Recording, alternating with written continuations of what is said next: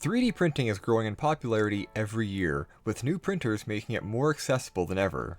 A common complaint I see amongst newer people getting into the hobby is it can be expensive. You have to buy new filament or resin, you have to buy replacement parts to keep the printer running so you can keep printing off useless things from Thingiverse. And as your house fills up with trinkets and doodads, your wallet empties of money, and it really does suck. However, every 3D printer can be used to pay for itself if you know what you're doing.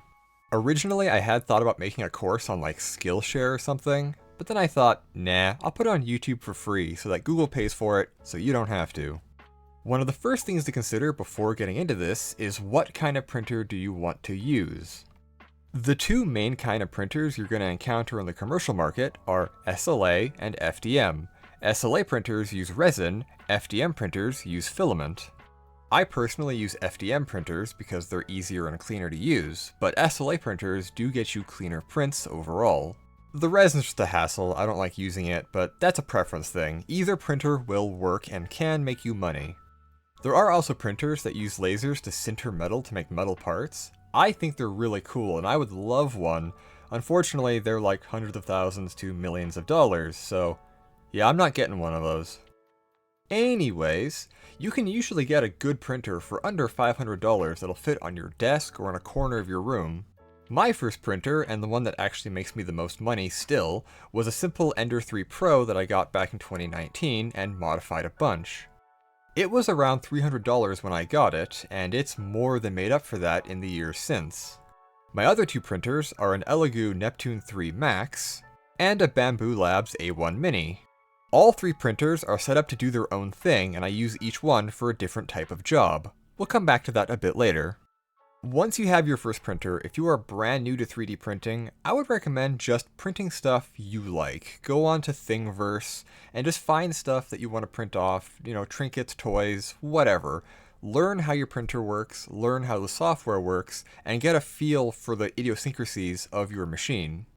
You will encounter failed prints, you will encounter problems you don't know how to fix, you will encounter all these things because that's the nature of 3D printing. It usually isn't a case of push a button and it prints, although with some Bamboo Lab printers, it's kind of like that. A lot of times you're going to have to learn how to fine-tune things to get everything to operate smoothly. Again, I learned on like a first-gen Ender 3, and those printers are notoriously bad about breaking down and needing fine-tuning, and to this day, I still have to do a lot of tinkering with it to get it to print really nicely. But you know what? All of that fine-tuning has taught me how to fix pretty much every problem with a 3D printer, so all in all, I like it. For the same kind of reason, we're like my generation of millennials all grew up on old Windows PCs, so we know how computers work, whereas newer generations grew up on iPads and have no idea how computers work. If you start with a printer that requires a lot of tinkering and maintenance, you will learn a lot about how to fix problems and troubleshoot. It will be frustrating, you will be annoyed, you will cry, you will want to throw it out the window, but in the end, you will learn a lot. Now, that's just an opinion. If you do not want a printer that's a real hassle to use, don't get one. Get one that's really easy to get right out of the box. However, I do strongly recommend you learn how to fix them if you need to, because that information is very useful. It's also very useful to look up and learn how printers work mechanically, as that knowledge will help you troubleshoot problems down the road. So, now you have your printer, it's set up, you know how to use it, it's time to start making money. But the question is, what do you want to print? There are kind of three avenues you can take in this regard. It all depends on what kind of business model you want to have. You can either do print on demand for people, as in you print what they send you. You can print random things you find on Thingiverse and sell them, or you can make your own things, print those, and sell those. Print on demand is a solid choice, and a fairly common one. Essentially, all you're doing is you're selling time on your printer. You're saying, I have a 3D printer, or I have 3D printers, and I will print whatever you like, just send me the files, and I will ship them to you for a price. I've personally used this kind of service before. Back before I had my printers, I would actually pay people to print stuff for me that I needed, such as inserts for my VR headset. You can also offer prototyping. People have things they design and they want printed, you can print it for them. The tricky part about this business model is it's harder to market. Because what you want to do is set up a social media page or your own website and try to find ways to funnel people on Google who are looking for these services to you. It's not impossible, it just requires a bit more work. The next one is printing off random files you get for free off of Thingiverse or whatever. This one is incredibly easy and some people do get good success with it, but I would highly recommend against it. You're essentially taking somebody else's work and selling it, and it's also not future-proof. For example, Etsy is cracking down on this, and they're making it so people won't be able to sell 3D prints that they haven't made themselves. It's essentially asset flipping, it's kind of scummy, and it honestly just feels more like a scam because you're just flooding markets with a lot of trash that other people are also flooding the market with. So 0 out of 10, I strongly recommend against that one. Please do not contribute to flooding the market full of the same 3D printed dragon or octopus toy. We do not need more of them. Lastly, there's making things yourself and selling them. This is the business model that I do, and I recommend the most because it is the most work, but it's also really rewarding and very scalable. Once you have the ability to make something from scratch and print it, you're basically unstoppable. To start, you need to learn a 3D modeling or sculpting software, such as Blender, or Tinkercad, or Fusion 360. The software you use isn't really important, just as long as you're comfortable with it and you're proficient with it. I personally use Blender a lot and a lot of CAD software for what I do. There are a lot of great paid options, but honestly, you can get away with a lot of free ones as well. For hard body things like vehicles and ships and architecture, I would recommend CAD as you can do a lot of straight lines and a lot of precision. For things like people, so like miniatures, sculptures, things more organic, I would recommend sculpting software like Blender or ZBrush. Just as long as you can make your models manifold, as in there's no clipping parts, it's all just one single mesh, and export it as an STL. I can't stress this enough, but make sure your models are manifold. Do not do clipping. Clipping meshes is so irritating in 3D printing. I had to 3D print a model for a client once where the file they sent me was all overlapping and clipping meshes, and it was such a pain. I had to go through and clean up all the meshes and remove all the clipping parts because the slicing software kept seeing the internal geometry and thinking it was external geometry, and it would just break every time. So if you're making your own things, get really good at making manifold geometry. It isn't very hard, but it's super, super important. Learning how to do stuff in 3D is actually pretty fun, and can be surprisingly easy as long as you put the time into it. For example, Blender is great because not only is it free, but there is a ton of tutorials out there to help you learn how to do sculpting and hard body 3D modeling and blockouts and all of that stuff. I would also recommend just having Blender because if nothing else, it opens a lot of different file formats, so you can open up and convert a lot of different 3D files, which is just useful to have. The next step is figuring out your niche. What is it you want to make, what is it you want to focus on, and what do you want your brand to be? For example, my shop is primarily obscure spaceships and historical models, things like that. And to that end, my printers do different jobs. My Ender 3 produces the most money because it produces most of my model kits. It does a lot of the spaceship models.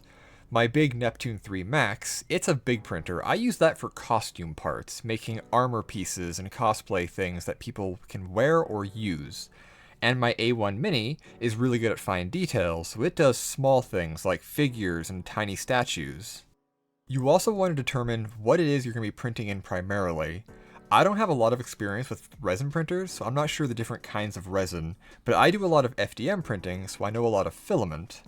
My Ender 3 and A1 Mini only print in PLA. PLA is a great choice for model kits or small things because it prints very well, it does really good detail, and it's very common. A lot of people know it and a lot of people use it, so there's a lot of information about it. My Neptune 3 Max prints in PETG. PETG is a little bit harder to print, but it has much better thermal properties and it's more flexible, so it's a lot better for costume pieces or big things you don't want to get damaged. For example, let's say your client orders a helmet, like a costume helmet, and they leave it in their car in the summertime. If it's made of PLA, it's gonna warp. PLA warps very easily at high temperatures, whereas PETG, it will warp at high temperatures, but much higher temperatures. So you can leave a PETG helmet in a hot car, and it'll probably do better than the PLA helmet. PETG also sands easier and is much better for outdoor use, so if you're printing things that are going to be used outdoors, I would recommend it over PLA. I've had brackets made of PETG for my radio telescope that have been outside year-round, summer and winter, and they've done just fine. So determine what it is you want to print, and then from there determine what materials you want to print it in, and then start making prototypes. This is a really important step that some people skip, and I would say don't. Like, you absolutely want to print prototypes, because you will often find when you print a prototype that some things don't fit properly, or could be better, or there was an error somewhere that you didn't notice. It's just really good to print a prototype before making your production runs. Now you have your products, it's time for Storefront. There are a ton of options here. You can make your own website or use something like Etsy like I do, or you can even do both, honestly. Like there's no limit saying you have to use one or the other. I personally had 2 storefronts for the longest time, but I settled on just using Etsy because it was just more convenient for me.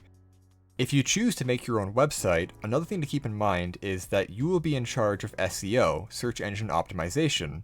So yes, you will have more freedom and you get more profit, but you're also responsible for marketing. Sites like Etsy are great because they also have internal traffic and they do a lot of SEO for you, so you can post stuff and people will find them organically just browsing through the site. That's not to say you don't have to do marketing. You absolutely do have to do marketing. Make a page for yourself on social media, start a YouTube channel, just somewhere to advertise your products or your services and what you do. Depending on what your products are, you also have to consider inventory. You can either keep a physical inventory by printing a bunch in advance, or printing per order. Printing per order can save you materials and space because you don't have an actual inventory around you, but it does increase lead time. And you need to factor that in so people who buy your product understand that it will take time for you to produce and ship their item. Most people are okay with it, but some aren't, so that is a factor to keep in mind.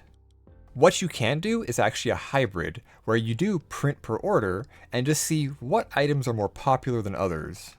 With more popular items, you can print a few in advance and have an inventory. With less popular things, you can actually just do print per order. The last thing to consider is shipping. Now, if you're just selling digital files, like the STL files of the things you make, not a problem. People buy and they download the file, easy peasy. But if you're selling physical items, you have to factor in shipping. Most people are okay with paying for shipping, but a lot of people prefer free shipping for obvious reasons. And a lot of the time, free shipping is just a psychology tactic, and people deep down understand that. For example, what I do is I just tack on an extra $10 onto my items and say free shipping. Now that doesn't usually cover all the shipping, like the shipping can be anywhere from $20 to $40, but I'm okay with that. Like, I'm willing to take a bit of a cut from my profits to give people a better experience, but I still add on an extra $10 to cover some of the shipping, and people get that, it's fine. As long as you're being sincere about it, you're good to go. Don't cheat people. After that, you just determine how much it costs to buy a roll of filament or a bottle of resin, and how much money you make per order. For me, a 1 kilogram roll of filament costs about $30 plus shipping. And depending on what product I'm selling, my profit margin per order is anywhere from like $30 to $90. With a single 1 kilogram roll of filament able to produce multiple model kits, that means that it only takes one order to buy a new roll of filament, and the rest is net profit.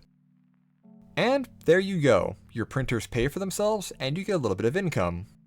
Depending on what business model you're doing, I wouldn't say it's passive income because it does require a lot of active work, but at the very least, your printers pay for themselves so you can keep printing off useless trinkets to fill your house without worry. I hope you found this video helpful. There are many ways for printers to make money. This is just kind of how I do it, and it seems to work out for me fairly okay, but it's not a get-rich-quick scheme. It very much is work you have to do to earn the money. But if you have some extra time and some extra space, it can absolutely be an investment to make you some extra income. And it's honestly just fun. Having a 3D printer is fun. So thank you all for watching. I hope you enjoyed and found this somewhat informative. This is a bit different than my usual content, so you can like and subscribe, but keep in mind I do other stuff beyond just 3D printing. Link below to my Etsy shop if you want to check out what I do. I also do custom orders, so check it out. I'll also toss some links to some helpful resources if you want, and beyond that, I hope you have fun printing.